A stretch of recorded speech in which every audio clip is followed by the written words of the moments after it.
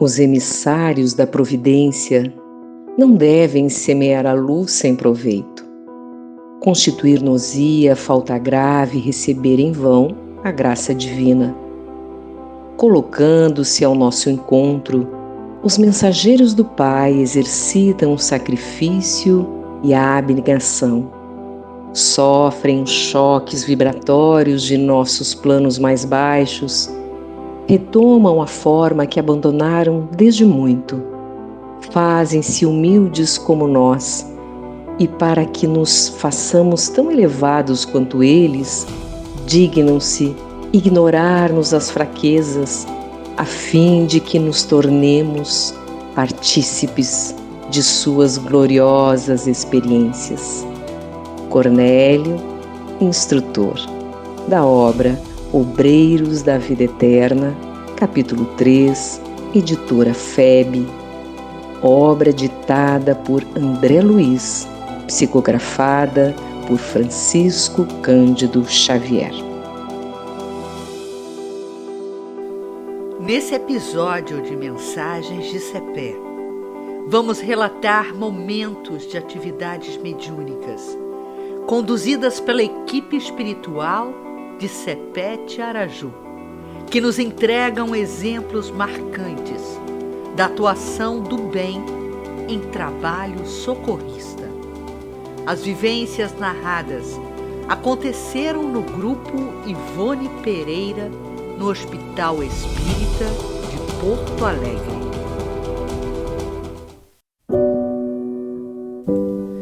Esse tem sido um educandário, onde pontificam luminares da espiritualidade a nos estimular à prática do bem. O relato de alguns atendimentos realizados durante as sessões mediúnicas são evidenciados pelo Dr. Oscar Pitan, quando ditou a obra Cepé, o Guerreiro da Paz, a médium Maria Elizabeth Barbieri, que compõe o serviço mediúnico. Dr. Oscar Pitan vem a ser uma das encarnações do jesuíta Padre José. No episódio de hoje, ele vai nos relatar alguns trabalhos espirituais liderados pelo Cacique da Paz, Cepé Tiaraju.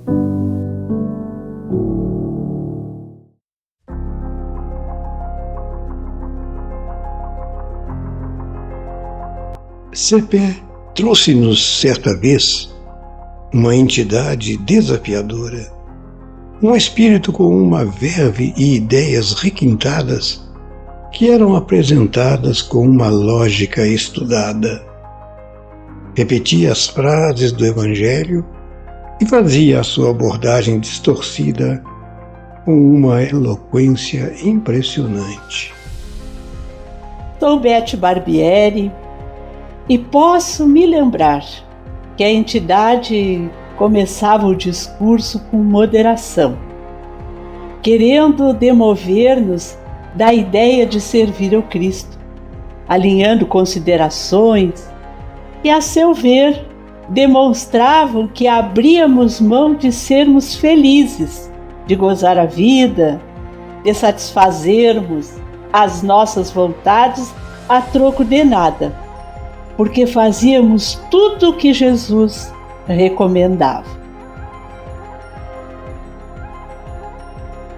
Vocês estão sempre em sofrimento, com dificuldades familiares, financeiras, de saúde. Aconselho-vos a viver de maneira mais leve. Eu vim para que tenham vida e a tenham em abundância. Já anotava o apóstolo João no capítulo 10 do seu Evangelho. Logo, percebemos que nos observava minuciosamente os passos e a vida dos integrantes de nosso grupo mediúnico. Cada vez que era levado à reunião mediúnica, teria, com orquestrada habilidade, acontecimentos e dores que estavam afligindo algum ou alguns dos participantes daquela equipe. Os benfeitores amigos permitiram que experimentássemos a psicosfera que dele emanava. Era composta por fluidos narcóticos que amolentavam o ânimo e somente com a força da oração podíamos nos subtrair à sua influência tóxica. A informação que tivemos era de que não lhe era dado aproximar-se de nós fora do ambiente da reunião pelo seu alto teor de nocividade às nossas energias vitais. Dia, quando nos preparávamos para um desdobramento em serviço de atendimento por orientação de CPE, visualizamos o espírito Oscar Pitã aproximando-se. No entanto, embora a sua aparência fosse a do venerando instrutor, a psicosfera daquela entidade causou-nos um profundo mal-estar. E de imediato, intensificamos a prece mental. E então ocorreu um fenômeno que nunca esquecerei. A imagem do querido Oscar Pitã era somente uma máscara, bem urdida pelo espírito do hedonista. E que dessa forma tentara mistificar-nos, com a permissão das entidades que coordenam o grupo para exercitar a nossa capacidade de surpreender as enganações e também a nossa fidelidade à tarefa. Ao influxo das ondas mentais que surpreenderam o embuste, a máscara foi se esfacelando e ele, enfim, se apresentou tal como o conhecíamos. CPE conduziu, juntamente com a equipe espiritual coordenada por Jerônimo, o espírito que acompanha a médium há mais de 30 anos, a um lugar na espiritualidade, plasmado pela mente do hedonista. Era um sítio extravagante, exageradamente colorido, com sons e odores que provocavam lassidão e exacerbação dos sentidos ao mesmo tempo. Desde as construções, que eram de uma arquitetura aberrante e de dimensões exageradas, até as fisionomias dos seus habitantes, cujas vestes bizarras e aparência mesclavam frieza com dissimulação, provocando um misto de repulsa e compaixão. Irmãos, vamos cercar o local e nos concentrar. Chegou a hora da nossa ação. Mobilizemos os nossos centros de força cerebral. Todos unidos, desencarnados e médiuns encarnados presentes em desdobramento. Trabalhemos por Jesus.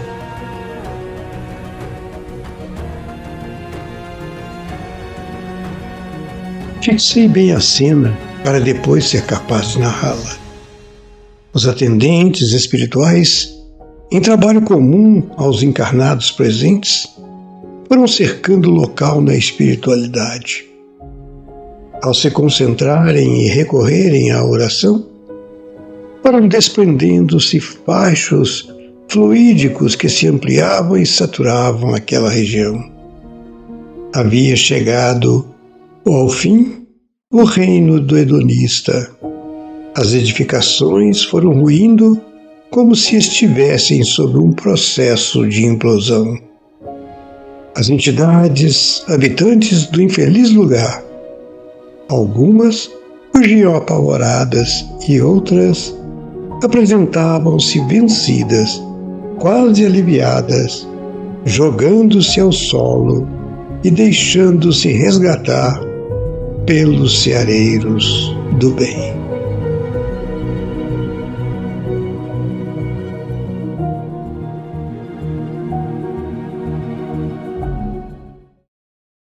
Me ajudem!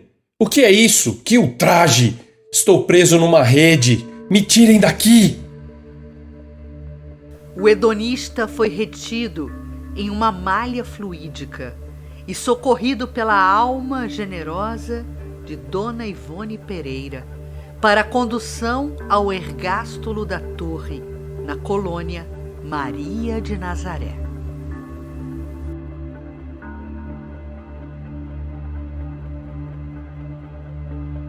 O trabalho da desobsessão é extremamente delicado, necessitando de médiuns especiais, de circunstâncias próprias.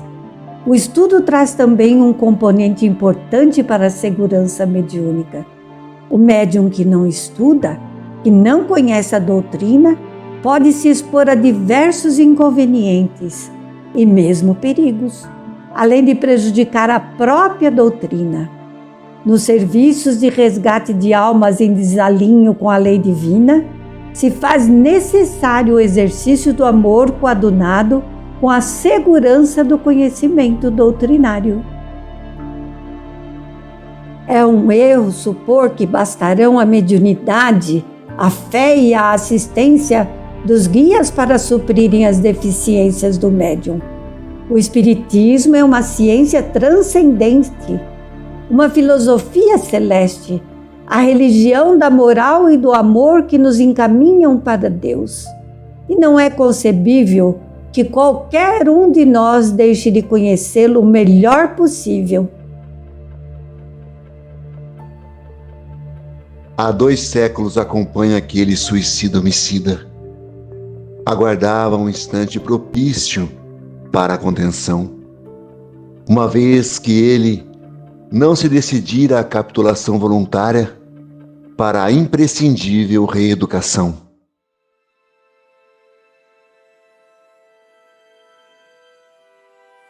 A beleza do trabalho mediúnico, outra vivência merecedora de nota no grupo do Hospital de Porto Alegre, ocorreu na manhã de 13 de março de 2013. CEPEC marcava a presença desde a abertura da reunião com a leitura do Evangelho. Patrocinou um dos fenômenos que habitualmente utiliza quando quer passar ao grupo algumas informações sobre fatos em andamento no mundo espiritual. Percebam na tela fluídica o interior da Capela Sistina no Vaticano, onde a essa hora está reunido o conclave para definir o sucessor do Sumo Pontífice Bento XVI. Em simultâneo, temos também acontecendo na espiritualidade uma reunião para inspirar os prelados católicos na escolha. Estão presentes a essa assembleia figuras ligadas à Igreja, Madre Teresa de Calcutá e João Paulo II. A reunião espiritual e o conclave na Terra são dirigidos por Francisco de Assis. Orem pela Santa Sé, porque essa instituição, apesar dos equívocos de alguns de seus dirigentes, prestou e ainda presta significativa contribuição à difusão do Evangelho de Jesus.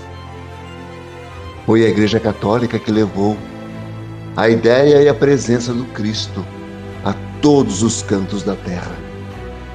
O mundo ainda precisa dessa instituição veneranda até que o verdadeiro Evangelho se implante nos corações. E arrematou, dizendo, através da psicofonia, por volta das 10 horas da manhã, um novo Papa, com novas posturas, estará assumindo a liderança da Igreja. Ele é discípulo de Francisco de Assis.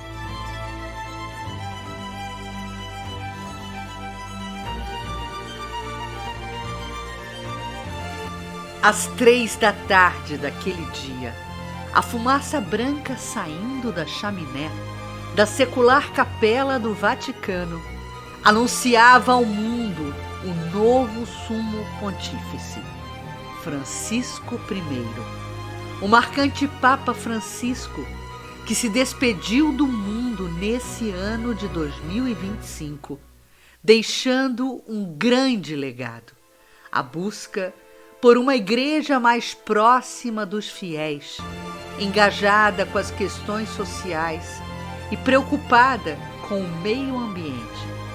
Se destacou por sua simplicidade, humildade e pela defesa dos mais pobres e marginalizados.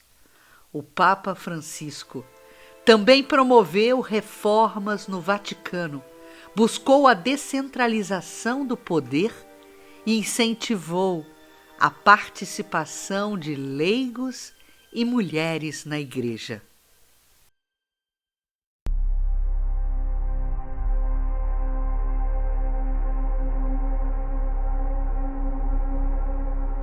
Em renovadas tarefas que a providência divina nos oportunizava, pude acompanhar o trabalho de desdobramento mediúnico do grupo, uma caravana que se internava cada vez mais em uma região de trevas muito densas.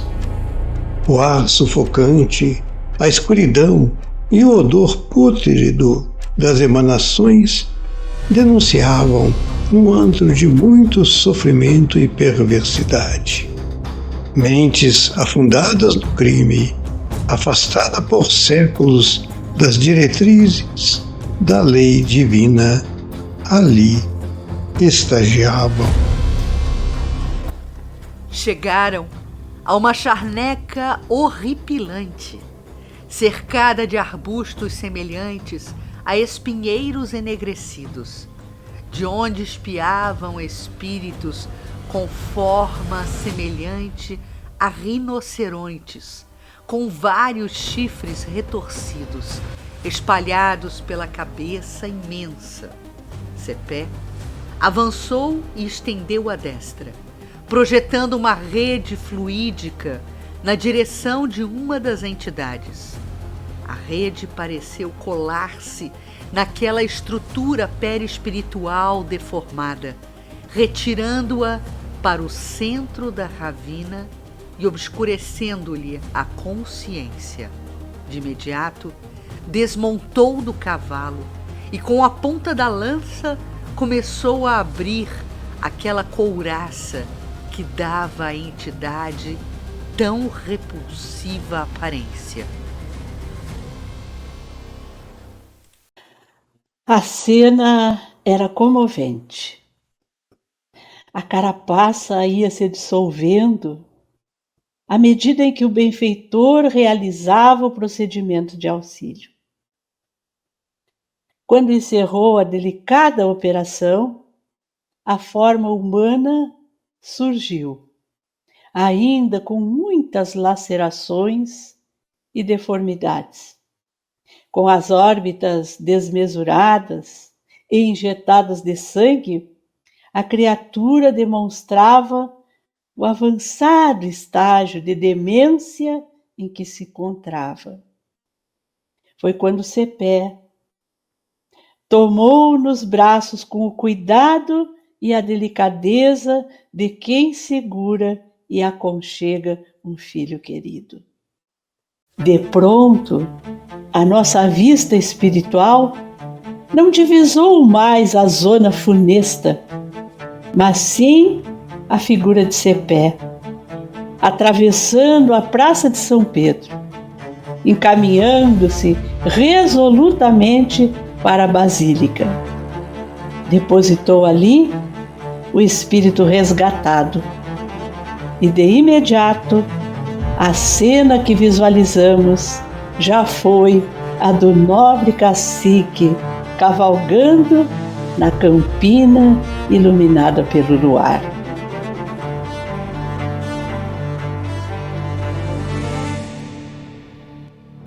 Em momentos ímpares de aprendizado entre Cepé e o grupo mediúnico, puderam indagar aos espíritos integrantes da caravana socorrista quem seria a entidade por quem Cepé demonstrara tamanho amor e compaixão.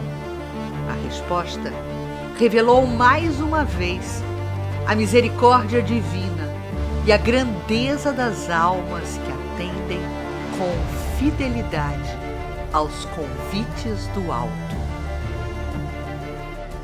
Cepé resgatara o espírito que fora um sumo pontífice da Igreja e engendrara tramas odiosas para a assinatura da extinção da Companhia de Jesus.